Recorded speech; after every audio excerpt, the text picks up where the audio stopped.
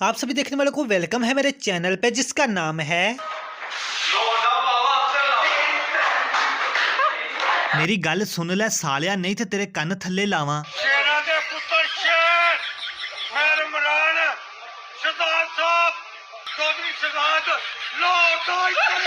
क्यों हिला डाला ना। दोस्तों आज की वीडियो में हम इंटरनेट की वायरस के बारे में बात करने वाले हैं जिसका ये नहीं पता ये आया कहां से है। भला हो इस आदमी का जिसने हमें बताया ये जंगली खतरनाक बावा है।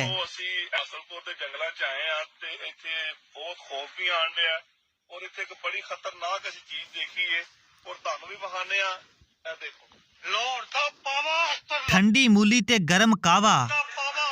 लाहौर वाले खा रहे हैं खोते और कराची वाले खा रहे हैं मावा।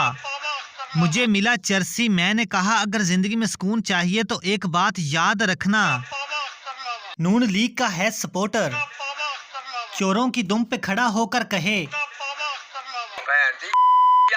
इस पावे के नारे लगा लगा कर अब यही पावा ख्वाब में आने लगा।